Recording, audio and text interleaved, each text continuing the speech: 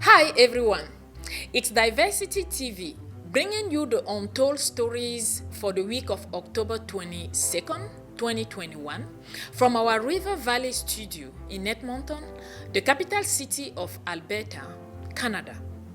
Hosted by Emi Batoum and sponsored by Ray Plumbing and Heating, now offering stunning deals for water heaters and furnaces. Now, our headlines for this week. Major cities across Alberta now have new faces in the mayor's seat, with some making history. Why is there are only 2 persons of African descent who made it to councils across Alberta, despite dozens who took part in the elections? Our Small Business Week specials takes us to the Chamber of Commerce in Edmonton and Calgary. Now, the news in detail. Segment 1. New faces appear in mayor chairs and councils as old faces return and change position in cities across Alberta. Amarjeet Sohi starts a new beginning for Edmonton with building an Edmonton for all focus by winning to become mayor of Edmonton.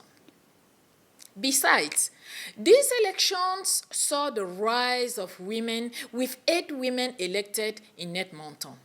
Calgary, Grand Prairie, and Medicine Hat saw the first women elected as mayor. Jyoti Gondek, Jackie Clayton, and Lindsay Clark, respectively. A totally new face on council in Fort McMurray, officially known as the Regional Municipality of Wood Buffalo, Sandy Bowman becomes mayor, beating people with council experiences. 2-term Red Deer councillor Ken Johnston becomes mayor of Red Deer. After a close election, 2-term councillor Blaine Higgin is elected as mayor of Lethbridge. As a parent and successful business owner, Blaine loves Lethbridge and wants to see it remain the best city for families while ensuring it is a great place to do business.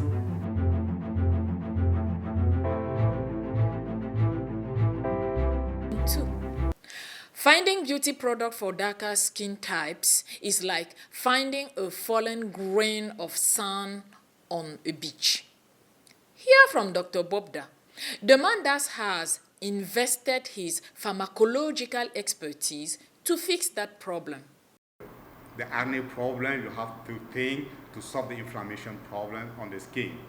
That's why we use the chamomile extract on the cleansing lotion, try to clean deeply and start solving the problem of inflammation on the skin. Then we have to balance the pH. We know that the pH is really important of the skin health. If you have an unbalanced pH, you more likely have some bacterial infection, yeast infection due to the pH. So this botanical toner with tamarindo extracts is there to balance the pH, give a deep cleaning on your face, opening the pores so that all the active ingredient from the other product will go deeply to the derma. Then secondly, the magic product, this is a vitamin C. We all know that the vitamin C is one of the potent antioxidants that the mother nature gifted us.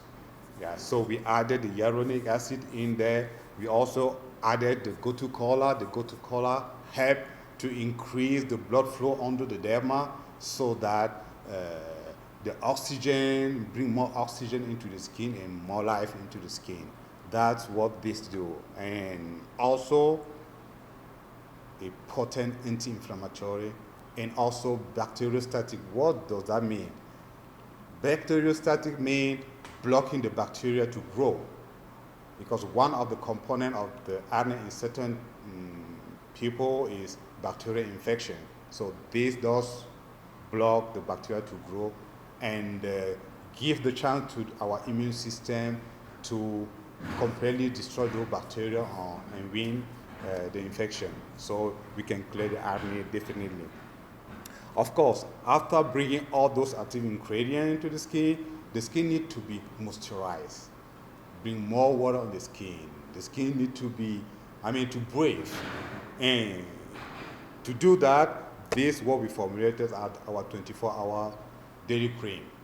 You apply on the skin, and it brings more moisture, more active ingredient like blueberry extract, pomegranate extract.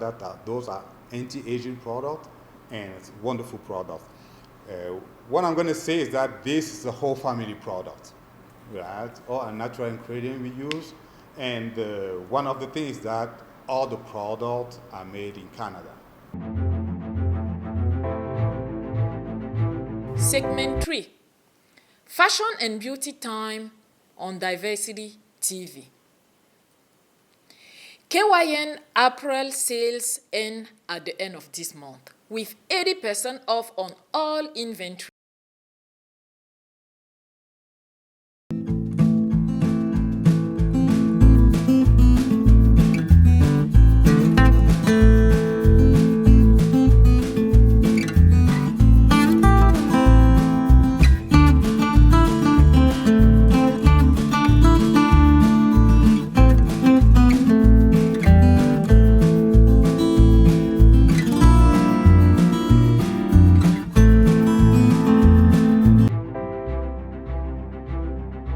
Segment 4. Before we actually went into the loan program BESP, they paired me with mentors to help me grow my business.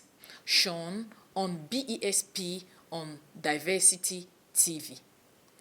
BESP recipient Sean joins two fantastic ladies, Alexandra from RBC and Mona Lisa from Futurepreneur, to share not just the good news of BESP, but also how the Black Entrepreneur Startup Program has transformed his business. Hear directly from Alexandra, Mona Lisa, and Sean. Why support young Black entrepreneurs with this program? The Black Entrepreneur Startup Program, fondly known as BESP, it comes with a whole lot of great benefits. First, capital injection. We all appreciate the importance of capital injection to every business. Secondly, creation of employment.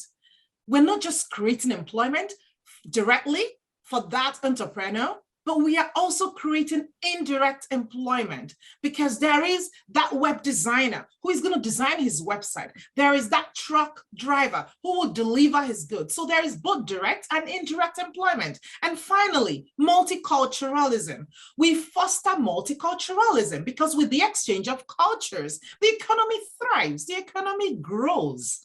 If you are a young Black entrepreneur and you're aged between 18 to 39 and you're looking for funding for your business, then you definitely need to check out Futurepreneur's Black Entrepreneur Startup Program funded by RBC. It's an excellent program that has been created to address specific barriers faced by young Black entrepreneurs. Our goal is to truly help you be successful in launching your business. And we also offer you a mentor along the way for 2 years after you receive funding to help you scale and properly grow. So do not hesitate to go on our website to contact us if you need more information. We are there to help you. Thank you. My name is Sean Raymond, and I'm with Sean Bar Training. I am here to tell you about the BESP program with Futurepreneur. Not only has this program helped inject capital funding into my business, it has helped me grow my entrepreneurial business far more rapidly than I would have ever been able to think or come to beforehand.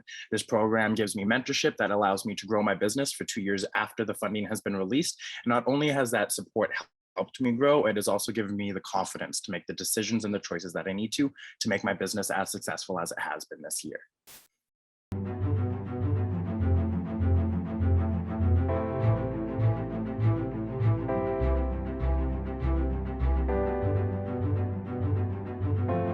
Segment 5, Straight Talk COVID and Our People. I had individual dialogue with some community members that are hesitant to get vaccinated for one reason or another. Moji continues. Oh, somebody said they don't know the future ramification of this vaccine, naming COVID-19. You are worried about the future. What if you die now? You won't have the future to worry about. If you die, who takes care of your children? Moji Taiwo, host of the Immigrant Experience show on Straight Talk COVID and Our People. So, have you taken the COVID-19 vaccine? If yes, what made you take it? If no, why not? Listen to what some community leaders have to say on the issue of COVID vaccine. It goes from, oh, somebody told me that if you get vaccinated, there is a chip being implanted into you, or somebody in my church said that, you know, they don't know the future ramification of it. So therefore, so that this is where I have a candid, really candid, basic conversation with the person. I say, okay, so you are worried about the future, but what if you die now? You won't have the future to worry about. But at least if you get vaccinated now, you protect yourself, you protect your children, you save, you know, if you die, who's going to take care of your children? And on and on. So sometimes this is where we go back to those basic candid discussions and say, yes, I will not debate what they've heard. What I would talk about is what is real for now. Yeah. Because I don't know the ramification of the vaccine in the future. I can't say that we're all going to die at the same time or we're going to live forever. But what I can say is that for right now, if you get sick, it will affect your children, if you affect your earning powers, and if you die, what's going to become of your children? When you talk to people on the ground, they tell you the real problems. And it blows my mind when you take these feedback from the community and try to present it to authorities at the top, they dismiss it. Blows my mind as to why that happens very often. I don't know. During the pandemic, when government brought up programs to reach those who need help with food, and they realized through their own data, not data generated by the racialized communities, through their own data that they generated through the big organizations, that of all the Africans in Alberta or Calgary, and Alberta was less than 10% were accessing help. Okay, and they kept asking why, and they were coming up with two theories. Oh, it is information. We need to put information in different languages.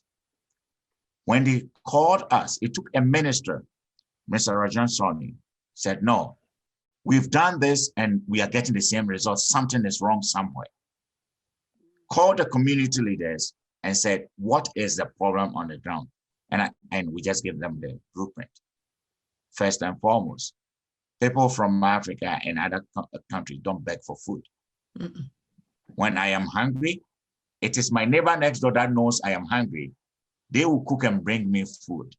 So if you're leaving a 1-800 number that somebody should call and get help, is not gonna come. Mm-mm. Let us trust us, let us get food to people who need it. We know how to do it. And then the whole argument about trust and to organization, who should we give the help to? And these organizations are stuck in their old ways of doing things that do not work for the immigrant communities because they work differently. Culturally, they are different. The way they relate is different. It is based on trust and respect. And if you don't have the trust and the respect, forget it. Nothing's gonna get done. They trusted us, give us some, I would say, 100th of the money they've been doling out to these big organizations. And within 2 weeks, we were 7,000 and 1,000 of families with food and much needed help. Okay. When it came to the vaccine, the same thing. All we heard was an announcement that $4 million has been given to this organization. $5 million has been given to this organization to do vaccine drive. And my eyes were like, oh my God, they did the same thing again. They did the same thing. That hasn't worked for community. They did the same thing again. So we have to push. Now, it will interest you to know that we got $30,000 to do vaccine drive. $30,000 for the entire African community in Calgary. 30,000. And even that, it was the minister who had to push and push and push and tell them that we don't bypass this.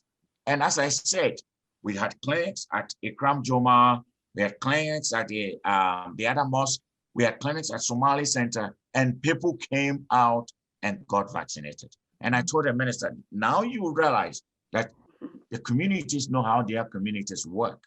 So you need to give them the resources and empower them and allow their leaders do the work. Vaccine clinic, coordinate with an imam. Tell the imam, we want to come to you. How do we get your people vaccinated? He is going to tell you how it's going to be done, and it will be done. Get to the grassroots organizations, give them money to organize campaigns, to get volunteers, to send messages out that this is in our community. Come out and come and get help. Honorable Shepherd, I don't know how many times I have to say this. It is frustrating. It is infuriating. It is demeaning that you cannot trust African organizations with $1 million to get the work done, but you can trust another organization with $10 million to get nothing done. Mind-blowing. So these are practical problems that grassroots organizations in the end that are serving the communities are facing. They have been starved of financial resource help. So they are not able to even get involved. They always bypass them. They don't get them involved. They don't seek their opinions until when they realize that all that they've done does not work. Then they come back to us looking for solutions, looking for ways. Before they started the hotel quarantine, they came out and I told them, do you know in immigrant homes, how many families are there? Okay, we have grandpa, grandma, dad, mom, kids, cousin, and maybe a visitor. Okay, so if dad is positive, he has nowhere to go. He is an immigrant. He has only one place to live, his house. Can you allow these people to isolate in hotels? We kept drumming this and drumming. Finally, they saw that, oh, this could be helpful. They started implementing the hotel isolation, and instantly they saw numbers plummeting in the racialized communities. So the solutions are there because they are not identical to what they are used to. They always dismiss them, and that is problematic. That is problematic. So I'm letting you know this, and when you're talking to your colleagues, let them know that the grassroots organizations have solutions, practical, tried and trusted solutions to get a job done. And most of the things that they've not been able to do, grassroots organization would deliver on them. Thank you. It's really amazing because the solution is there, but yet ignored, right? And it may also be that because there's no formal, research, documented, evidence, around that. But right now, there's that opportunity. You can see the evidence all over the place. All the criticism, that went through to Dr. Henshaw was based on a lot of research, and all that this may not work. I've not heard anybody saying this will not work, but it's a gamble that the government has taken. Let's hope, cross our fingers that gamble is not going to result into, something. So I don't know. I think looking at the future, I'm actually more interested in what are we going to do, right? Going forward. We can't look back anymore, but what are we doing going forward to set the stage, for success, to prevent something like this from happening in future? I think that's where I see where we should put our efforts, right? To make sure that, communities are safe. as much as we want to be rid of it, and I do as much as anybody, I want folks to be able to go back to normal lives. So as others have observed, what is normal has probably changed. So, but we have to recognize that we still have more to do, that there are still people and communities and individuals who are at risk. There's still things that we need to learn. So again, the decisions that have been made recently, they concern me for that reason, as it just feels it may be just too much of a rush to try to put this behind us without having properly learned the lessons and taken the steps to ensure we are protecting everybody, and recognizing indeed that, for example, as Charles said, racialized communities have been hit harder. They are struggling. Women were hit harder economically. The impacts have been disparate, and I'm concerned that in a rush back to normal, we are going to lose the lessons we have learned about those who need help and systems that we need to change in our government and in our society. I really appreciate what Moji had to say about what we have learned about innovating, learning, and adapting. And indeed, that has been the case for so many during this pandemic. Indeed, we've had many that have been impacted and have needed additional help. We have had many that have been able to adapt, use resources that were available, indeed groups that have supported each other. And as she said, really important that we take the opportunity to learn from that, rather than, again, rushing ahead to try to just reset everything. Make sure we have learned from what we have learned from the folks that have found new ideas, new perspectives that we can use. And indeed, that is what Sam was saying as well. You know, he talked about this being a bit of a gamble, what the government is doing, and indeed it is. And we have to look at who is at most at risk if that gamble does not pay off.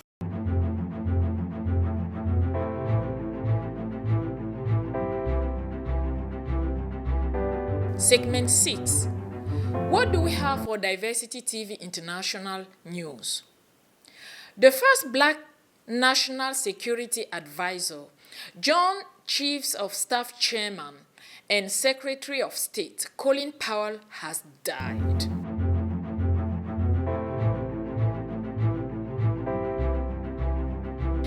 Segment 7. What do we have for food this week? This week, we took a dive into the delicious, natural, locally made, locally sourced Royal Tiso pepper sauce. It's in mild, hot, and extra hot flavors for the pepper eaters and non-pepper eaters, for the extra flavor it has on food. Hear from the founders and a passionate customer. Hi, my name is Queen, with my husband Felix. We are co-owners of a business called QF Services, and at the meantime, we do produce this delicious hot pepper sauce called Royal Tiso. Royal Tiso is a product made from love. Yeah, it's a long story. When I met my husband, he was a picky eater, so I started trying different things, trying different spices, something to make him eat. So I came up with Royal Tiso.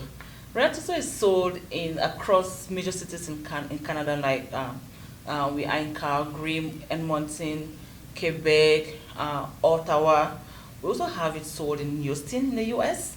And also we have our online presence on Facebook, Instagram. We have an online website where you can also get a product from. Oh, major farmers market, Airdrie Farmers Market, Best Buy Farmers Market. And we hope to really go across the nation with this product. Royal Tiso on every table, that's our dream. It has 3 flavors, mild, hot, and extra hot. This is a happy customer for Royal Tiso. So this is really good stuff. I put it on chicken twice now and put it on a hamburger. It's got great flavor, got some great little heat to it. I enjoyed it very much.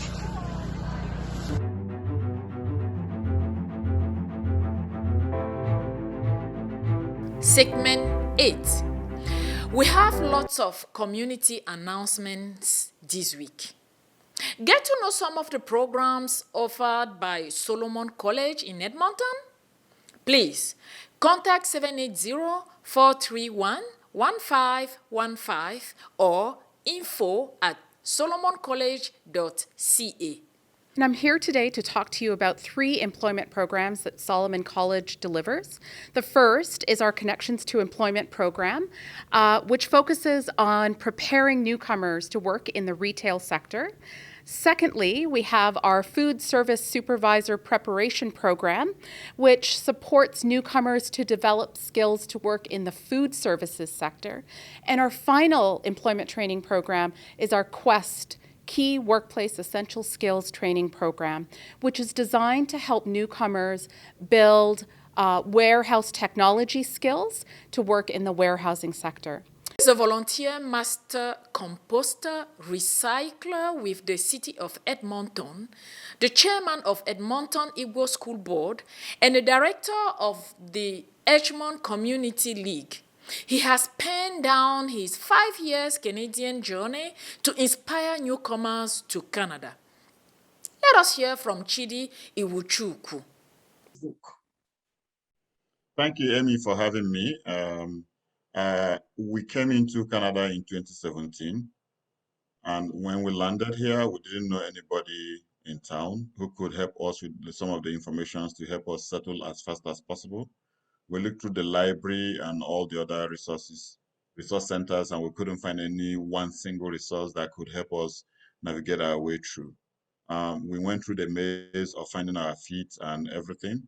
And so the lessons we've learned through that experience and also helping other people come in as Director of Humanitarian Services for Igbo Cultural Association of Edmonton. I decided to codify and put inside a book form so that other people can also be encouraged on the journey. I want everybody to succeed, and I want people to succeed and not make the same mistakes that we've made, and that's why I wrote the book. So the book is currently on pre-sale on my landing page, which is at publishyourgift.ipages/Chidi. You'll probably see it on the screen right now. It's also available for pre-sale on Amazon.com and Barnes & Nobles and most reputable bookshops online and offline. African descendant ladies warriors in Alberta, Gyps Abitoye of Fort Saskatchewan and Funky Banjoko of Fort McMurray, who will be taking their seat in their respective councils, share their excitement with Diversity TV. I'm honored, I'm humbled, and it's exciting. And I also know so much is expected of me. So it's a lot of work. So many emotions jamming at the same time. But overall, this is a great feeling to be the one that God will use to bring the message that if you set your goal at what you want to achieve, you focus on it and you work on it, we can achieve anything with God. So this is huge for me. It's a honor to be able to be the message or the messenger for younger girls, younger women, the Black folks everywhere, regardless of gender. It's huge, and I'm really honored. Thank you. I did was to make my campaign almost personal. I spoke with people. I went out of my way to meet people. Despite COVID, I went to public places. I connected with people, and I wasn't just talking to them. I allowed them to give me some feedback. I heard them and took some of what they suggested. I took them on. I also have a great team of people who worked with me. I must appreciate Team Funke. I had people who were so committed, and these are people I've worked with for one thing or the other, either in my church, in the community, or in my professional life, that jumped at the vision and they were ready to help me. They were volunteering their time, their own ideas, and so everything came together. And I'm also a very tenacious person. God has given me so much energy and good health, and I'm grateful for that. So I just keep going. And yeah, I had all the energy and all the people behind me. So I think it made all the difference. I'm sure my parents, both of them are late now, but they must be turning in their grave and they must be feeling proud of their little girl. My mother was a teacher for about 30 years. After retirement, she was actually appointed to be a counselor. My father was a counselor. Actually, he was like what would compare with the mayor, because he was the chairman of the local government back in my country. So they left me shoes that are too difficult to, wear, or, the records are tough to beat. But I think I got this one done. So, and I'm happy, and my children, my family, my community, Nigerian, the African community in Fort McMurray and in Alberta, I think we are all proud that we got this done, and I couldn't have done it without the support of the people. Well, Funke Banjoko, I'm a mother of 2 awesome children. I'm a supply chain management professional for about 30 years now. All I've done is things within the supply chain, contract management, procurement, and so on and so forth. And I've worked in the oil industry back in Nigeria and also in Canada. I currently work at Syncrude. I've also been described as a tireless volunteer. I got to the city of Fort McMurray in July of 2011. By January of 2012, I was already on the Community Services Committee for the city, and just to volunteer. And I did 6 years, which was the maximum that I was allowable. And then I moved on to Community in Bloom, and currently I'm on Immigration Advisory Table, and I believe I have to step aside now as a counselor. So that's that part of me. I'm also a Christian. I'm the secretary to my church here in Fort McMurray, and I have been since I touched down in Fort McMurray, RCCG, the Lord's Heritage. I served in different other churches in Toronto, Faith Chapel, and in Chicago, Czech. So generally, I've just been giving my time. I'm a people's person, and one of the things that makes my day is to be able to help somebody else. That's what makes me tick. So, and I'm ready for this. I want to give a shout out to my team. I call them Funky Champions, all the people who work behind the scene to make this win possible. Thank you, Team Funky. And then I want to give a shout out to Nigerian Canadian Association in Fort McMurray, my church, Redeemed Christian Church of God, and women in this community, all the supporters. Thank you. And I also want to reassure those who didn't vote for me. I'm going to be a counselor of everyone. I'm going to be the voice of the unheard. And it was difficult for anyone to make the choice of 6 people. 24 great people ran this race, and they needed 6 counselors. So my door is open. I appreciate you all. YMM Strong. Thank you all for your support and for your love. I do appreciate it. The Chamber of Commerce in Calgary shared their Small Business Week agenda with Diversity TV. We're very excited about Small Business Week, and we host it to help businesses connect with each other and support our businesses and entrepreneurs so that they can succeed in Calgary. So throughout the week, we've got a ton of stuff going on. We have appreciation stations, so we'll be doing coffee and surprise drops throughout the city. We'll have the vaccination bus to help ensure that people have the opportunity to go get vaccinated if they haven't already.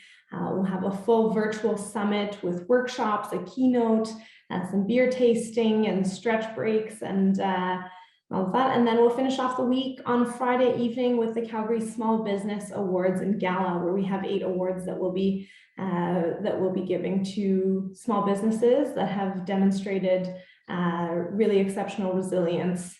And lastly, the Chamber of Commerce in Edmonton shared their Small Business Week agenda with Diversity TV. Things that are working and supporting small business, from our Better When It's Yeg campaign, which is really promoting local business, to our Sample in the City, which is really around locally owned restaurants. We've got a number of educational and advocacy and other types of programs during Business Week. We've got a great discussion to have with Todd Hirsch, the Vice President and Chief Economist with ATB. And that's happening on Wednesday at the Westin Hotel, and that one will be face-to-face. We've also got Meet the Maker, which is at SYC Brewing Company, and that is also going to be a face-to-face organization, a face-to-face event. And we're just so looking forward to getting back to back to meeting and congregating together. And there's 7 other events that are attending virtually. This is all we had for you this week. Thank you for watching Diversity TV Community Newscast. Be the first to get our community newscast as it happens. Please subscribe and hit the bell notification on our Diversity TV YouTube channel. We are on Facebook, Instagram, LinkedIn, and TikTok. Our website is www.diversitymark.ca. See you next week, because when it's Friday, it's your newscast from Diversity TV. Thank you.